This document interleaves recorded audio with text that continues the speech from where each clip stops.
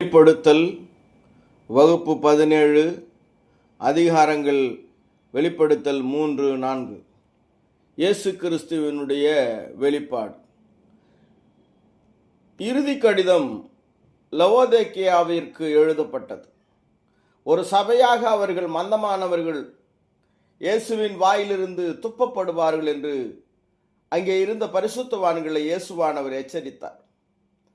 தாங்கள் ஐசுர்வான்கள் என்றும் தங்களுக்கு தேவை என்று ஒன்று இல்லவே இல்லை என்றும் அவர்கள் நினைத்து கொண்டிருந்தார்கள். ஆனால் அவர்கள் வெதுவெதுப்பாக இருந்தார்கள். லவோதிக்கேயாவில் உள்ளவர்கள் தங்களை பார்த்தது போல் இயேசு அவர்களை பார்க்கவில்லை. மாறாக அவர்கள் மோசமானவர்கள், பரிதாபமானவர்கள், ஏழைகள், குருடர்கள் மற்றும் நிர்வாணமானவர்கள் என்று இயேசு கூறினார். வெளிப்படுத்தல் 3:17. வெளிப்படுத்தல் 3:18-20. நான் நீ ஐசுர்வானாகும்படிக்கு நெருப்பிலே புடமிடப்பட்ட பொன்னையும் உன் நிர்வாணமாகிய அவலட்சணம் தோன்றாதபடிக்கு நீ உடுத்திக் கொள்வதற்கு வெண்வஸ்திரங்களையும் என்னிடத்திலே வாங்கிக் கொள்ளவும், நீ பார்வை அடையும்படிக்கு உன் கண்களுக்கு கலிக்கம் போடவும் வேண்டும் என்று உனக்கு ஆலோசனை சொல்லுகிறேன். நான் நேசிக்கிறவர்கள் அவர்களோ அவர்களை கடிந்து கொண்டு சிட்சிக்கிறேன். ஆகையால் நீ ஜாக்கிரதையாயிருந்து மனம் திரும்பு. இதோ வாசற்படியிலே நின்று தட்டுகிறேன். ஒருவன் என் சத்தத்தை கேட்டு கதவை திறந்தால் அவனிடத்தில் நான் பிரவேசித்து அவனோட போஜனம் பண்ணுவேன், அவனும் என்னோட போஜனம் பண்ணுவான். மந்தமாயிருந்த வெதுவெதுப்பாயிருந்த லவோதிக்கேயா சபையாருக்கு இயேசு கிறிஸ்துவினுடைய அறிவுரையாக இவைகள் இருக்கிறது. லவோதிக்கேயா சபையார் வைராகியமாக இருக்க வேண்டும், வெதுவெதுப்பாக இருக்கக்கூடாது. இயேசு அவர்களை ஆசீர்வதிக்க வேண்டுமானால் அவர்கள் தங்கள் நிலையிலிருந்து மனம் திரும்பியாக வேண்டும். பூமியில் அவர்களின் வாழ்க்கை சிறப்பாக இருக்க வேண்டும் என்று இயேசுவானவர் விரும்பினார். ஆனால் கர்த்தர் அவர்களை நேசிப்பதால் அவர்கள் நித்தியமாக ரட்சிக்கப்பட வேண்டும் என்று அவர் விரும்பினார். அதாவது அவருடைய வாழ்க்கை பூமியில் நல்லதாக இருக்குது, அதை இயேசுவானவர் விரும்பினார். ஆனால் அதைவிட அவர்கள் நித்தியமான ஒரு வாழ்க்கைக்காக அவர்கள் அந்த ரட்சிப்பை அடைய வேண்டும் என்று அவர் விரும்பினார். அதற்கு இயேசு சில நிபந்தனைகளை அந்த சபையாருக்கு விதிக்கிறார்.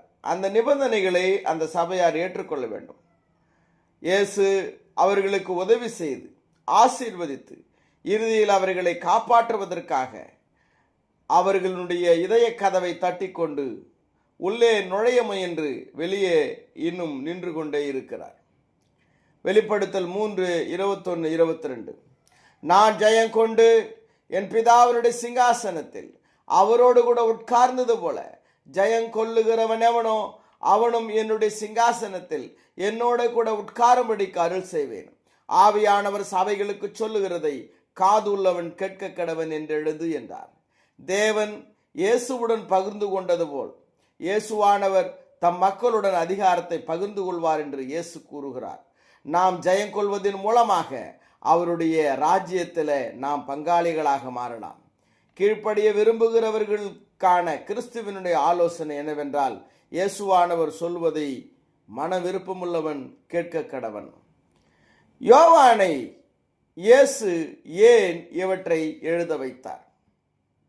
உள்ளூர் சபைகள் உண்மையுள்ளவைகளாகவோ பலவீனமாகவோ சோர்வாகவோ அல்லது செத்துப்போன ஒரு சபையாக கூட இருக்கலாம். அவர்கள் கிறிஸ்துவுக்கு பிரியமாக இல்லாவிட்டாலும் தாங்கள் வாழ்கின்ற சூழ்நிலையில் அவர்கள் திருப்தியுடன் இருக்கக்கூடும். நாம் தேவனின் வார்த்தையால் நம்மை ஆராய்ந்து அவருடைய சித்தத்தின்படி நம்மை அளவிட வேண்டும்.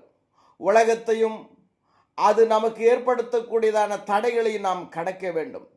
இந்த கடிதங்களின் கருப்பொருள் என்னவென்றால், வெளிப்படுத்தினுடைய அந்த கடிதத்தினுடைய கருப்பொருள், சபைக்கு எழுதின அந்த கடிதத்தினுடைய கருப்பொருள் என்னதான் இயேசு கிறிஸ்து சொல்றார்? குறைநறிகளை சொன்னாலும் பரிசுத்தவான்கள் விசுவாசிகள் உலகத்தை வெல்வார்கள். இதுவே முழு கடிதத்தினுடைய கருப்பொருளாக தெரிகிறது. தேவனுடன் நடப்பவனுக்கே வெற்றி. வெற்றி தனித்தனியாகவும் கூட்டாகவும் ஒவ்வொரு தடைகளையும் கவனச்சிதறல்களையும் கடந்து கிறிஸ்துவுக்கு உண்மையாக இருப்பவர்களுக்கானது. இந்த சபைக்கான கடிதங்களுடன் வெளிப்படுத்தல் ஏன் தொடங்குகிறது? இந்த புத்தகம் பெரும்பாலானவை கிறிஸ்துவையும் அவருடைய சபை எதிர்நோக்கும் வெளிப்புற சக்திகளிலும் கவனம் செலுத்தும் போது. ஏன் இந்த புத்தகம் எழுதப்பட்டதுன்னு சொன்னார்? வெற்றி என்பது கிறிஸ்துவுக்கு உண்மையாக இருப்பவர்களுக்கு உண்டாகும். அவர்கள் விசுவாசத்தை சிதறச் செய்கிற அனைத்து தடைகளையும் அவர்கள் மேற்கொண்டு வர வேண்டும். சபையானது உள்ளுக்குள் இருக்கிற பிரச்சனைகள் பல இருந்தும் வெளியிலிருந்து பல பிரச்சனைகள் சபைக்கு வருகிறது. ஆனால் அவர்கள் உள்ளே இருந்தும் வெளியே இருந்தும் வரக்கூடிய அனைத்து தடைகளையும் அவர்கள் எதிர்கொள்ள வேண்டும். ஏன் இந்த புத்தகம் வெளிப்புற பிரச்சனைகளை சொல்வதற்கு முன்பதாக சபைக்குள் இருக்கிறதான பிரச்சனைகளை சொல்லுகிறது என்று சொன்னால், துன்பம், மரணம், பல துன்புறுத்தல்கள் உண்மையான விசுவாசிகள் எதிர்கொள்வார்கள் என்பதை இயேசுவானவர் தம்முடைய பரிசுத்தவான்களுக்கு காட்டுவதற்காக அப்படி அது எழுதப்பட்டது. பரிசுத்தவான்கள் புற மதத்தையும் நாத்திகத்தையும் எதிர்கொள்வார்கள். அவர்கள் தங்கள் வெளிப்புற எதிரிகளை வெற்றிகரமாக சமாளிக்கும். கிறிஸ்தவர்கள் தங்கள் உள் எதிரிகளை வென்றாக வேண்டும். விசுவாசமுள்ள சபை விசுவாசமுள்ள பரிசுத்தவான்களைப் போலவே கிறிஸ்துவின் பாதுகாப்பில் இருக்கும் விளக்குத்தண்டு. எப்படி அந்த பொன் குத்து விளக்குகள் மத்தியிலே இயேசுவானவர் உலாவிக் கொண்டிருக்கிறாரோ, அப்படி போல உண்மையுள்ள சபை விசுவாசமுள்ள பரிசுத்தவான்கள் இருக்கிறார்கள். உண்மையுள்ள கிறிஸ்தவர்களும் உண்மையுள்ள உள்ளூர் சபையும் தான் கர்த்தரிடமிருந்து உதவியை பெறுவார்கள். இதில் முக்கியமான விஷயம் என்னன்னா, கிறிஸ்தவர்கள் சபையார் இயேசுவுக்கு உண்மையாக இருக்க வேண்டும். உண்மை தன்மையே பிரதானமான காரியமாக இருக்கிறது. 7 சபைகளில் 2 சபைகள் எந்த திருத்தமும் பெறவில்லை. 2 சபைகள் எந்த பாராட்டும் பெறவில்லை. 3 சபைகள் பாராட்டு மற்றும் கண்டனங்கள் கலந்து பெற்றன. தேவையான உள்நோக்கத்தை எடுத்து காட்டுகிறது என்பதை இந்த கடிதங்கள் நமக்கு காட்டுகின்றன. அடுத்த 4 அதிகாரங்கள், வெளிப்படுத்தல 3 அதிகாரத்தை நம்ம பார்த்துருக்கிறோம். வரக்கூடிய அடுத்த 4 அதிகாரங்கள் பரலோகத்தை, சொர்க்கத்தை நோக்கி செல்லுகின்றன. யோவான் தேவனுடைய சிங்காசனத்தை பார்ப்பது போல தேவனுடைய வல்லமையையும் மகத்துவத்தையும் காண்கிறார். 7 முத்திரைகள் கொண்ட சுருளை காண்கிறார். முத்திரைகளை திறக்க தகுதியான ஆட்டுக்குட்டியை பார்க்கிறார். கிறிஸ்து பரமேறுதல், முடிசூட்டுதல், அவருக்கு வழங்கப்பட்ட அவரது ராஜ்யம், சீயோன் மலையில் வெற்றி பெற்ற பிறகு பரலோகத்தில் இயேசுவானவர் நுழைவதை யோவான் காண்கிறார். யோவான் கிறிஸ்துவை ஜீவ நீரூற்றுகளுக்கு வழிநடத்தும் மேய்ப்பராகவும் எல்லா கண்ணீரையும் துடைக்கும் கடவுளாகவும் பார்க்கிறார். வெளிப்படுத்தல் 4:1. இவைகளுக்கு பின்பு இதோ பரலோகத்தில் திறக்கப்பட்டிருந்த ஒரு வாசலை கண்டேன். முன்னே காலம் சத்தம் போல் என்னுடனே பேச நான் கேட்டிருந்த சத்தமானது, இங்கே ஏறி வா, இவைகளுக்கு பின்பு சம்பவிக்க வேண்டியவைகளை உனக்கு காண்பிப்பேன் என்று விளம்பினது. ஒரு கதவு திறந்திருக்கிறது. அந்த கதவின் வழியாக யோவானுக்கு பரலோகத்தின் காட்சி கொடுக்கப்பட்டது. நடக்க வேண்டிய விஷயங்களை காண யோவான் அழைக்கப்படுகிறார். ஏசாயா 6 தேவனுடைய சிம்மாசனத்தின் தரிசனம் ஏசாயாவுக்கு வழங்கப்பட்டது. ஏசாயா 6:1-3. உசியா ராஜா மரணமடைந்த வருஷத்தில் ஆண்டவர் உயரமும் உன்னதமுமான சிங்காசனத்தின் மேல் வீற்றிருக்க கண்டேன். அவருடைய வஸ்திர தொங்கலால் தேவாலயம் நிறைந்திருந்தது. சேராபீன்கள் அவருக்கு மேலாக நின்றார்கள். அவர்களில் ஒவ்வொருவனுக்கும் அவ்வாறு சட்டைகள் இருந்தன. அவனவன் 2 சட்டைகளால் தன் முகத்தை மூடி, 2 சட்டைகளால் தன் கால்களை மூடி, 2 சட்டைகளால் பறந்து ஒருவரை ஒருவர் நோக்கி, சேனைகளின் கர்த்தர் பரிசுத்தர், பரிசுத்தர், பரிசுத்தர், பூமி அனைத்தும் அவருடைய மகிமையால் நிறைந்திருக்கிறது என்று கூப்பிட்டு சொன்னார்கள். ஏசாயா 6:4-6. கூப்பிடுகிறவர்களின் சத்தத்தால் வாசல்களின் நிலைகள் அசைந்து ஆலயம் புகையினால் நிறைந்தது. அப்பொழுது நான், ஐயோ அதமானேன், நான் அசுத்த உதடுகளுள்ள மனுஷன், அசுத்த உதடுகளுள்ள ஜனங்களின் நடுவில் வாசமாயிருக்கிறவன், சேனைகளின் கர்த்தராகிய ராஜாவை என் கண்கள் கண்டதே என்றேன். அப்பொழுது சேராமன்களில் ஒருவன் பலிபீடத்திலிருந்து தன் கையிலே பிடித்த குறட்டால் ஒரு நெருப்பு தழலை எடுத்து என்னிடத்தில் பறந்து வந்து, ஏசாயா 6:7-9, அதனால் என் வாயை தொட்டு, இதோ உன் உதடுகளை தொட்டதினால் உன் அக்கிரமம் நீங்கி உன் பாவம் நிவிர்த்தியானது என்றான். பின்பு, யாரை நான் அனுப்புவேன், யார் நமது காரியமாய் போவான் என்று உரைக்கிற ஆண்டவருடைய சத்தத்தை கேட்டேன். அதற்கு நான், இதோ அடியேன் இருக்கிறேன், என்னை அனுப்பும் என்றேன். அப்பொழுது அவர், நீ போய் இந்த ஜனங்களை நோக்கி, நீங்கள் காதார கேட்டும் உணராமலும் கண்ணார கண்டும் அறியாமலும் இருங்கள் என்று சொல். யோவான் இந்த தரிசனத்தை யோவான் 12 குறிப்பிடுகிறார். ஏசாயா கண்ட இந்த தரிசனத்தை யோவான் சுவிசேஷகர் யோவான் 12ஆம் அதிகாரத்தில் குறிப்பிட்டிருக்கிறார். ஏசாயா மகிமையை காண்கிறார். யோவான் ஏசாயா கண்ட தேவனுக்கான மகிமையை கிறிஸ்துவுக்கு உரிதாக்குகிறார். யோவான் 12:31-39 ஆகையால் அவர்கள் விசுவாசிக்க மாட்டாமல் போனார்கள்.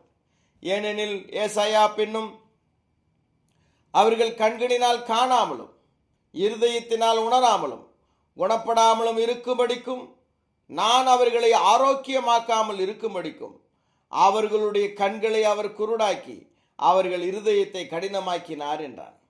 ஏசாயா அவருடைய மகிமையை கண்டு அவரை குறித்து பேசுகிற போது இவைகளை சொன்னான். யோவான் 12:41, ஏசாயா 6:1, ஏசாயா 6:2 இந்த வசனங்கள் தேவ பயம், இறை அச்சம் பற்றிய இந்த குறிப்பால் திருகதரிசி ஏசாயா திருகதரிசி தனது தரிசனத்தில் கண்ட அதே அடோனாயை இங்கே யோவான் சுவிசேஷகர் அதே நிலையில் கிறிஸ்துவை அடையாளம் காட்டுகிறார்.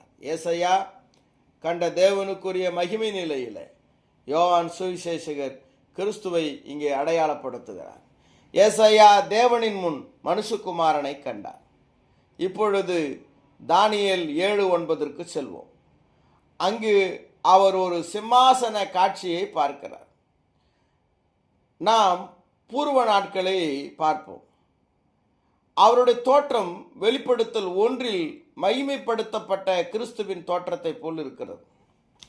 தானியேல் 7:9 சொல்லப்பட்ட கிறிஸ்துவின் தோற்றமும் மகிமை அடைந்த கிறிஸ்துவினுடைய தோற்றம் வெளிப்படுத்தல் 1 சொல்லப்பட்டதை போல் இருக்கிறது. தானியேலின் தரிசனத்தின் விளக்கமானது பூர்வகாலம் அவருடைய ஒளிரும் சிங்காசனத்தில் அமர்ந்திருக்கும் போது பெரிய நியாய தீர்ப்பின் காட்சியாக இருப்பதை நாம் பார்க்கிறோம். தானியேல் 7:9-10 நான் பார்த்து கொண்டிருக்கையில் சிங்காசனங்கள் வைக்கப்பட்டது, நீண்ட ஆயுசுள்ளவர் வீற்றிருந்தார். அவருடைய வஸ்திரம் உறைந்த மழையைப் போலவும் அவருடைய சிரசின் மயிர் வெண்மையாகவும் பஞ்சை போல துப்புரவாகவும் இருந்தது. அவருடைய சிங்காசனம் அக்கினி சுவாலையாகவும் அதன் சக்கரங்கள் எரிகிற நெருப்புமாயும் இருந்தது. அக்கினி நதி அவர் சந்நிதியிலிருந்து புறப்பட்டு ஓடினது. 1000 பேர் அவரை சேவித்தார்கள். கோடா கோடி பேர் அவருக்கு முன்பாக நின்றார்கள். நியாய சங்கம் உட்கார்ந்தது, புஸ்தகங்கள் திறக்கப்பட்டது. தானியேல் 7:11 அப்பொழுது நான் பார்த்தேன், நான் பார்த்து கொண்டிருக்கையில் அந்த கொம்பு பெருமையான பேச்சுகளை பேசினது நிமித்தம் அந்த மிருகம் கொலை செய்யப்பட்டது, அதன் உடல் அழிக்கப்பட்டு எரிகிற அக்கினிக்கு ஒப்பு கொடுக்கப்பட்டது. தானியேல் தேவனை அவருடைய வல்லமையிலும் மகிமையிலும் தரிசிக்கிறார். நியாய தீர்ப்பில் அமர்ந்திருக்கும் ஒருவரை தானியேல் பார்க்கிறார். ஆனால் வெளிப்படுத்தல் 22 தேவனுடைய சிங்காசனம் ஜீவ தண்ணீருடன் பாய்ந்தோடுகிறது. தானியேல் நியாய தீர்ப்பு கொடுக்கும்படியாய் அமர்ந்திருக்கும் ஒருவரை தரிசனத்தில் பார்க்கிறார். அதே போல் வெளிப்படுத்தல் தேவனுடைய அந்த சிங்காசனத்தை காட்டும் பொழுது அந்த சிங்காசனத்திலிருந்து வாழ்வுக்கான தண்ணீர் பாய்ந்தோடுவதை காட்டுகிறார். வெளிப்படுத்தின விசேஷம் 22:1. பின்பு பளிங்கை போல தெளிவான ஜீவ தண்ணீர் உள்ள சுத்தமான நதி தேவனும் ஆட்டுக்குட்டியானவரும் இருக்க சிங்காசனத்திலிருந்து புறப்பட்டு வருகிறதை எனக்கு காண்பித்தான். தேவன், அவரது சிம்மாசனம், அவரது மகிமை பற்றிய தரிசனங்கள், தேவன் தனது மகிமையையும் வல்லமையையும் யாருக்கு காட்டுகிறாரோ, என்ன காட்டுகிறார் என்பதை விவரிக்கிறார். தேவன் அந்த தரிசனத்தின் மூலமாக காட்டுகின்ற விஷயங்கள், அதிலிருந்து அவர் என்ன காட்டுறார். இங்க தானியேல் சிங்காசனத்தை காட்டுறாரு. வெளிப்படுத்தின விசேஷம் சிங்காசனத்துக்கு பிற்பாடு ஜீவ தண்ணீர் உள்ள அந்த ஓடையை காட்டுகிறது. அப்படின்னு சொன்னால் அந்த சிங்காசனம் அவரை நம்புகிறவர்களுக்கு வாழ்வை கொடுக்கின்ற ஒரு விஷயத்தை தேவன் காட்டுகிறார். நியாய தீர்ப்பில் அமர்ந்திருப்பவர் தம்முடன் உண்மையாக நிற்பவர்களுக்கும் ஜெயிப்பவர்களுக்கும் வாழ்வளிக்கிறார். வஜ்ரக்கல், பிரகாசமான வெண்மைதான் வஜ்ரக்கல். பதுமராகம் இளம் சிவப்பு, மரகதம் நீலம் கலந்த தோற்றத்தில் இருப்பதாக இது கூறப்படுகிறது. வெளிப்படுத்தல் 4:1-3. இவைகளுக்கு பின்பு இதோ பரலோகத்தில் திறக்கப்பட்டிருந்த ஒரு வாசலை கண்டேன். முன்னே எக்கால சத்தம் போல் என்னுடன் பேச நான் கேட்டிருந்த சத்தமானது, இங்கே ஏறி வா, இவைகளுக்கு பின்பு சம்பவிக்க வேண்டியவைகளை உனக்கு காண்பிப்பேன் என்று விளம்பினது. உடனே ஆவிக்குள்ளானேன். அப்பொழுது இதோ வானத்தில் ஒரு சிங்காசனம் வைக்கப்பட்டிருந்தது. அந்த சிங்காசனத்தின் மேல் ஒருவர் வீற்றிருந்தார். வீற்றிருந்தவர் பார்வைக்கு வஜ்ரக்கல்லுக்கும் பதுமராகத்துக்கும் ஒப்பாயிருந்தார். அந்த சிங்காசனத்தை சுற்றி ஒரு வானவில் இருந்தது. அது பார்வைக்கு மரகதம் போல் தோன்றிற்று. சிலர் இயேசுவின் இரத்தத்தை சிவப்பு நிறத்துடனும் பரிசுத்தத்தை வெள்ளையுடனும் கருணையை வானவெல்லுடனும் தொடர்பு படுத்துகிறார்கள். இதுல தேவனுடைய சிங்காசனத்தில் இருக்கக்கூடிய இந்த வஜ்ரக்கல், பதுமராகம், வானவில் போன்ற காரியங்கள் பதுமராகன்றதா இளம் சிவப்பு, அது இயேசு கிறிஸ்துவனுடைய இரத்தத்தினுடைய மகிமை. வஜ்ரக்கல் பிரகாசமான ஒன்று, அதை தேவன் நமக்கு கொடுக்கின்ற பரிசுத்தம். வானவில் அது தேவனுடைய கருணையை மனிதர்களோடு தொடர்பு படுத்துகிறது. சிங்காசனத்தினுடைய இந்த காட்சிகள், இந்த தேவனுடைய அந்த பிரகாசம், வஜ்ரக்கல், பதுமராகம், மரகதம் என்பது கிறிஸ்துவனுடைய இரத்தத்தினுடைய மகிமையும், தேவன் நமக்கு அருளுகிறதான பரிசுத்தத்தையும், தேவன் நமக்கு அளிக்கிறதான கருணையையும் அவைகள் வெளிப்படுத்துகிறது. வெளிப்படுத்தல் 4:4. அந்த சிங்காசனத்தை சூழ 24 சிங்காசனங்கள் இருந்தன. 24 மூப்பர்கள் வெண்வஸ்திரம் தரித்து தங்கள் சிரசுகளில் பொன்முடி சூடி அந்த சிங்காசனங்களின் மேல் உட்கார்ந்திருக்கிறதை கண்டேன். இங்குள்ள வெள்ளை ஆடை அணிந்த மூப்பர்கள் தேவனுடைய மக்களிடையே மனித தலைமையை பிரதிநிதிப்படுத்துகிறார்கள். பரலோகத்தில் 24 சிங்காசனங்கள், மூப்பர்கள் என்பது தேவனுடைய மக்களுக்கு மனித தலைமைகள் இருக்கிறது, அது முக்கியமாக இருக்கிறது என்பதை இது பிரதிநிதிப்படுத்துகிறது. இது தேவனுக்கு முன்பாக பரிசுத்தத்தை அது குறிக்கிறது. அதாவது அவங்க வெண்வஸ்திரம் தரித்திருந்தாங்க என்பது அந்த தேவனுடைய மக்களுக்கான மனித தலைமையுள்ளவர்கள் பரிசுத்தமானவர்களாக நிற்கிறார்கள் என்பதையும் அது குறிக்கிறது. வெள்ளை ஆடை அணிந்த மூப்பர்கள் தேவனின் பரிசுத்தவான்களின் கூட்டங்களின் மேற்பார்வையுடன் தொடர்பு கொள்வதாக தோன்றுகிறது. அவங்க வெள்ளை ஆடை அணிந்த அந்த மூப்பர்கள் பரிசுத்தவான்களுடைய கூட்டங்களை அவர்கள் கண்காணிக்கிறார்கள், அவர்கள் மேற்பார்வை செய்கிறார்கள், அப்படிப்பட்டவர்களாக இருக்கிறார்கள். இவை அனைத்திலும் ஒரு பெருமையும் கண்ணியமும் அழகும் தொடர்புகிறது. 24 சிங்காசனங்கள், 24 மூப்பர்கள் என்பது தேவனுடைய மக்களுக்கான மனித தலைமை. தேவன் கிறிஸ்து மட்டுமல்ல, அந்த மக்களோடு மக்களாக இருந்த மனிதர்கள் பரிசுத்தத்தோடு எவ்வாறு அவர்களை வழிநடத்தினார்கள் என்பதை இது பிரகடனப்படுத்துகிறது. வெளிப்படுத்தல் 1:4 மற்றும் ஏசாயா 11:1-2 ஒப்பிடுக. இது அவருடைய சிம்மாசனத்திற்கு முன்பாக தேவனுடைய ஆவியின் அதே முழுமையாக தெரிகிறது. வெளிப்படுத்தல் 4:5-6 அந்த சிங்காசனத்திலிருந்து மின்னல்களும் இடிமுழக்கங்களும் சத்தங்களும் புறப்பட்டன. தேவனுடைய 7 ஆவிகளாகிய 7 அக்கினி தீபங்கள் தேவனுடைய 7 ஆவிகளாகிய 7 அக்கினி தீபங்கள் சிங்காசனத்திற்கு முன்பாக எரிந்து கொண்டிருந்தன. அந்த சிங்காசனத்திற்கு முன்பாக பளிங்கு கொப்பான கண்ணாடி கடல் இருந்தது.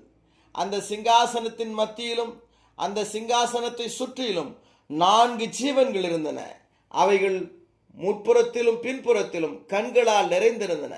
மின்னலும் இடிமுழக்கமும் சிம்மாசனத்தின் சக்தியை குறிக்கிறது. இதில் மின்னல்கள் இடிமுழக்கம் என்பது சிங்காசனத்தினுடைய வல்லமை, ஆற்றலை அது குறிக்கிறது. பரிசுத்த ஆவியானவர் 7 அக்கினி தீபங்களாக, அக்கினி சுவாலைகளாக அவர் எரிந்து கொண்டிருக்கிறார். அக்கினி தீபங்கள் இது பரிசுத்த ஆவியானவர் 7 நெருப்பு விளக்குகளால் அவர் பிரதிநிதிப்படுத்தப்படுகிறார். இது எல்லாவற்றையும் ஒளிரச் செய்வதற்கும் பார்ப்பதற்கும் அவருடைய சக்தியை அது குறிக்கிறது. அதாவது இந்த பரிசுத்த ஆவியானவர் 7 எரியும் விளக்குகளாக ஏன் அடையாளப்படுத்தப்படுகிறார் என்றால், பரிசுத்த ஆவியானவர் எல்லாவற்றையும் ஒளி ஊட்டக்கூடியவர், எல்லாவற்றையும் பார்க்கக்கூடியதான ஆற்றல் அவருக்கு இருக்கிறது என்பதை அது வெளிப்படுத்துகிறது. வெளிப்படுத்தல் 4:7-8 முதலாம் ஜீவன் சிங்கத்திற்கொப்பாகவும், 2ஆம் ஜீவன் காளை கொப்பாகவும், 3ஆம் ஜீவன் மனுஷமுகம் போன்ற முகமுள்ளதாகவும், 4ஆம் ஜீவன் பறக்கிற கழுகுக்கு ஒப்பாகவும் இருந்தன. அந்த 4 ஜீவன்களிலும் ஒவ்வொன்று அவ்வாறு சிறகுள்ளவைகளும் சுற்றிலும் உள்ளேயும் கண்களால் நிறைந்தவைகளுமாயிருந்தன. அவைகள் இருந்தவரும் இருக்கிறவரும் வருகிறவருமாகிய சர்வ வல்லமையுள்ள தேவனாகிய கர்த்தர் பரிசுத்தர் பரிசுத்தர் பரிசுத்தர் என்று இரவும் பகலும் ஓய்வில்லாமல் சொல்லிக் கொண்டிருந்தன.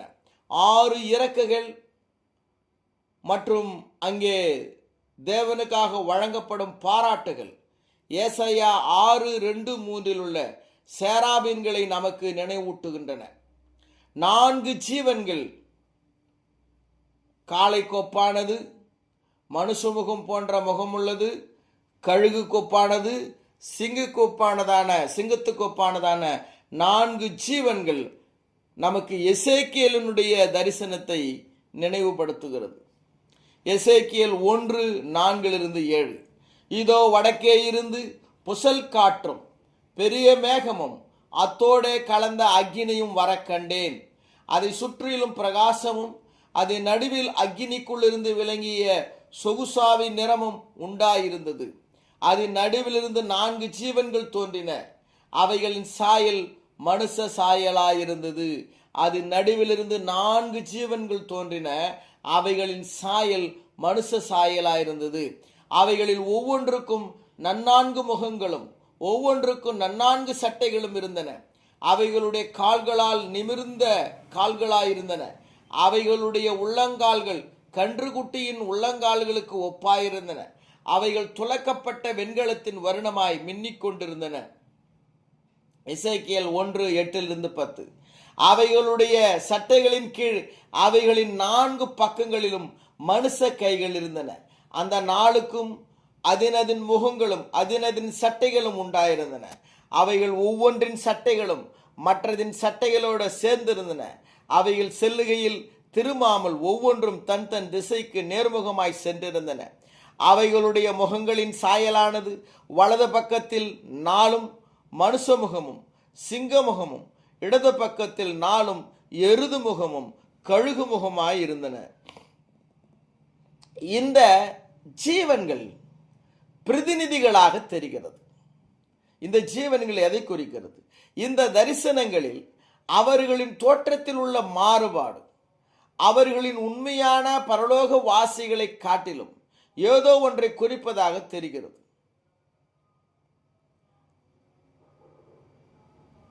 பத்தாம் அத்தியாயத்தில் கேருபீன்கள் என்று அழைக்கப்படுகிறது. எசேக்கியேல் அத்தியாயம் 1 பார்த்ததை போலவே கேருபீன்களும் இருப்பதாக தெரிகிறது. வெளிப்படுத்தல் சொல்லப்படுகிறதான கேருபீன்கள் எசேக்கியேல் 1வது அதிகாரத்தில் சொல்லப்படுகின்றதான அந்த செராபீன்களுக்கும் கேருபீன்களுக்கும் ஒப்பாக இருக்கிறது.